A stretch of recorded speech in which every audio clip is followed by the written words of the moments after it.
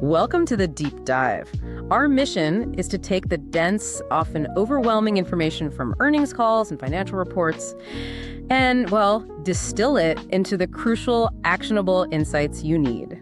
Today, we are undertaking a deep dive into the Q4 fiscal year 2025 results for NeuroOne Medical Technologies, that's ticker NMTC. And this company presented what we're calling the paradoxical quarter. A paradox is exactly right. I mean, we saw this stunning, explosive top-line growth, clear operational execution, everything you'd want from a growth company, and yet the stock actually closed the day down. Right. It's the classic microcap conundrum. Exactly. So we're going to unpack why the market initially cheered those headline beats, but, ultimately focus on these persistent structural headwinds. And our focus is really on synthesizing NMTC's rapid shift. They're moving from a niche R&D developer into a viable commercializing platform. We have to emphasize the core driver here, the Zimmer Biomet partnership, and then critically assess the capital structure and those looming regulatory deadlines. Yeah, those deadlines are key. They dictate everything for this company heading into 2026. Okay, let's start with the headline numbers. These are the figures that really grabbed everyone's attention in pre-market and, established the operational success of the quarter. What stands out to you on that top line? Well, what stands out is just the sheer scale of the revenue explosion, and that it was combined with some pretty significant efficiency improvements. So what was the number? Q4 product revenue hit $2.7 million. And this wasn't just a beat. It was an increase of 907% year over year. 907%. Yeah. That figure just blew past the street consensus, which was sitting at roughly 2.47 million. That kind of growth is almost unheard of for a company at this stage. How did that flow down the rest of the P&L? It translated into some really impressive operational leverage. I mean, they didn't just grow sales, they did it profitably. Product gross margin expanded to 55.8% for the quarter. And what was it before? It was up from 51.8% in the prior year, so that's a 400 basis point expansion. It just confirms that scale is kicking in and the unit economics of their OneRF system are frankly excellent. And the bottom line reflected that success, right? GAAP EPS came in at a loss of just 3 cents a share, beating the consensus loss of 4 cents by a penny. And the overall GAAP net loss improved by a substantial 52%. It dropped to $1.6 million compared to $3.4 million last year. The cost discipline here seems to be the key. Absolutely. Management reported that operating expenses actually decreased by 2% year over year, down to $2.9 million. So you have this massive sales growth flowing through to the gross margin line, and it's coupled with controlled spending. That's the dream scenario. It's the very definition of a well-executed commercialization ramp. Okay, so let's unpack the engine that's driving this whole transition. Management characterized fiscal year 2025 as the company's, quote, most successful year and a major inflection point. So if we look at the whole year, what drove this shift? It was the channel, full stop. Full fiscal year 2025 product revenue hit $9.1 million, up 163% over FY24. The near-term growth engine is singular. It's the OneRF brain ablation system. All commercialized through that expanded exclusive distribution agreement with Zimmer Biomet. That relationship is the foundation of the entire current revenue stream. And that partnership must be incredibly valuable, not just for the product sales. I mean, they also booked $3 million in license revenue in FY25, completely separate from product sales. And that stemmed directly from the expanded Zimmer Biomet agreement that was signed late in 2024. If you connect this to the bigger picture, Zimmer's willingness to commit capital for that license, that signals a major strategic belief in the OneRF platform. So it's more than just a distributor. Oh, yeah. It suggests Zimmer sees this technology as a key part of their neurological portfolio. That's powerful third-party validation for you as an investor. Speaking of foundations, let's turn to the balance sheet. For any microcap, cash and debt are just paramount. What did it look like at year-end? It was surprisingly clean. They ended the fiscal year with cash and equivalents at $6.6 million, and working capital increased substantially to $7.9 million. And the debt? Most importantly, the company is operating with zero debt. Wow. That debt-free status is a massive risk mitigator. So do they have the runway they need to execute without, immediate dilution? Management was very explicit. They said they are funded through at least fiscal 2026. This runway was secured partly through an $8.2 million capital raise they mentioned on the call. And that provides a crucial safety net. It does. It lets them focus on execution rather than perpetually chasing capital in a tough market. Let's talk about the economic edge of the tech itself. You mentioned the cost advantage of their own RF system earlier. So for you, the listener, trying to understand what drives adoption, what's the actual benefit for a hospital administrator looking at this system? It all comes down to the site of service and resource consumption. The ONRF system lets surgeons perform these complex brain ablations at the patient's bedside, often outside the traditional operating room. And OR time is the most expensive time in hospital. It's the most expensive time. You need dedicated staff, stringent sterile fields, high overhead. By shifting the procedure to the bedside, you drastically cut staffing needs, you cut down on expensive supplies, and you free up those valuable OR slots for higher revenue procedures. That's a huge potential cost savings. It's a powerful incentive for adoption, even when you're dealing with evolving reimbursement codes. Okay, so that clinical and economic advantage is the long-term tailwind. But now we have to transition from the success of FY25 to the outlook for FY26.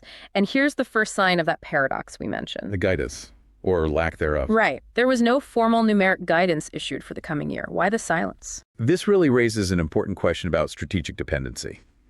The reason is simple.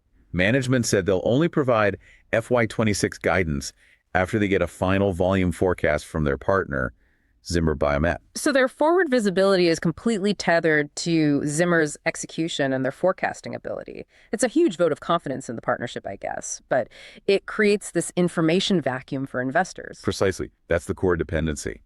The other half of the growth story, though, is platform optionality. They're actively working to become much more than a single product company. Right. They're leveraging that core 1RF generator across several new applications. Let's start with the newest clinical win. The trigeminal nerve ablation. Yeah, they got their FDA 510K clearance in August 2025 for this. And what's fascinating is they already reported successfully treating the first 2 patients. They really emphasize a key advantage. Which is? The multi-contact probe. It requires only a single placement to ablate the nerve causing the pain, which is a big reduction in procedure time and patient discomfort compared to older systems. Then there is the high potential drug delivery program. This is positioning them outside traditional device sales. It really is. They reported their first preclinical device sale to a large pharma company. Management is aiming for commercial readiness in 2026, and they're explicitly exploring partnerships for gene and cell therapy delivery. So they're targeting the highest value areas of neurology. Exactly. The highest growth, most complex areas. That could attract a major biopharma strategic partner down the line. And finally, they have 2 active programs in the massive pain management market for the lower back. The first is the SCS percutaneous paddle electrode, designed for spinal cord stimulation. It's meant to be delivered through a thin 14-gauge needle, and it requires less energy. For this one, they're looking for a strategic partner who already has their own pulse generators. And that would get them a faster FDA pathway. A much faster PMFDA clearance by just integrating into an existing system. And the second pain program seems even more integrated with their existing core business. It is. That's the basivertebral nerve ablation program. It just kicked off in Q4.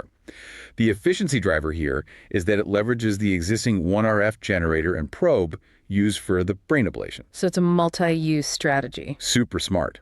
By using the same expensive capital equipment for brain, for facial, and potentially for lower back ablation, they maximize the utilization rate. It just makes the economic justification for buying the core generator system that much easier for a hospital. It creates a high barrier to entry for competitors and simplifies adoption once that capital is committed. Okay, now we have to address the issue that overshadowed all of this fantastic execution. This connects right back to why the stock closed lower. The Nasdaq compliance issue. The company flagged a major non-operational risk. Right, the minimum bid price rule. For those who aren't familiar, Nasdaq requires stocks to trade above $1 for sustained periods to maintain their listing. Management confirmed they received an extension until May 4th, 2026 to regain compliance. And that creates a severe overhang on the stock. Why does this one rule hold such disproportionate weight for investors? Because if you fail to comply, it can lead to delisting. And that dramatically restricts institutional investment and liquidity. Or it forces the company into a painful reverse stock split.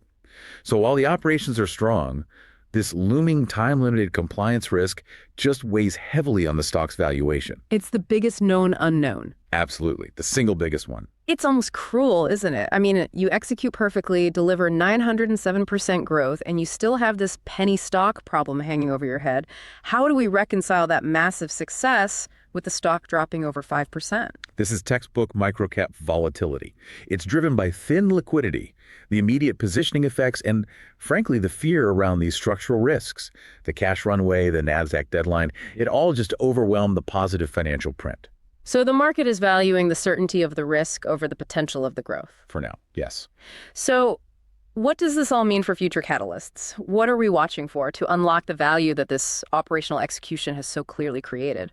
The catalysts cluster around three major themes. First, the eventual delivery of formal FY26 numeric guidance. That will reduce the information gap. Second, announcing a strategic partnership in one of those high-growth areas like drug delivery or pain. And third, concrete progress towards sustaining that Nasdaq listing compliance. Before the May 2026 deadline, those three gates are what the company needs to pass through to really see their stock price reflect their operational success. Okay, let's move into our segment. This is not financial advice. We need a trade idea that reflects both the explosive growth potential here and that severe compliance risk. Given the strong buy average street target of about $2.23, which is nearly 3 times the current price of around 71 cents, the bulls are clearly seeing a potential explosion once the Zimmer numbers land. And the compliance risk is dealt with. Right. That gap creates a highly volatile opportunity. So we're proposing a structured, high-risk trade that isolates that operational upside from the compliance downside. We're calling it the FY26 guidance bet. And the execution here requires patience. You purchase long-dated call options, maybe targeting June 2026 or later, with a strike price around $1 or $1.50. This is how you capture the outsized return if that Zimmer guidance confirms massive adoption. Which would let the stock move quickly toward those analyst targets. And since the stock is so suppressed right now, those calls should be relatively cheap. Exactly. But you cannot ignore the compliance risk. So the essential hedge is to simultaneously establish a small short position on a fixed number of shares, or maybe a tight put spread. And that hedge is designed to survive the period leading up to that May 4th, 2026 Nasdaq deadline. The rationale is pure risk management. This trade separates the operational upside, which is captured by the cheap calls betting on the growth story, from the compliance downside, which is mitigated by that short or put hedge. So it's a strategic bet on the Zimmer forecast and the partnership rollout. While acknowledging the existential risk of delisting or, mandatory reverse split, A directional bet on a world-class product, hedged against administrative risk, high volatility, high reward. So to recap, NeuroOne is executing brilliantly on its commercialization plan. It's anchored by the Zimmer Biomet partnership, delivering that 907% Q4 product growth and expanding its margins. And they have a robust, debt-free balance sheet funded through fiscal year 2026. However, and it's a big however, that partnership also dictates their future visibility because of the guidance delay. And the Nasdaq compliance issue remains a high-stakes, time-limited risk. The story is high growth, high volatility, and requires active monitoring of those three core catalysts. The guidance, the partnerships, and the compliance clock. So a final provocative thought for you to consider. Management highlighted the clear patient benefits and, the significant cost advantages of their bedside ablation system. These seem highly attractive to hospital administrators. Is this a world-class technology being strangled by microcap mechanics? Or is the compliance deadline simply the market's true valuation of a company that is currently overly dependent on the forecasting of a single partner? We encourage you to explore the latest clinical registry data as it becomes available to inform your view.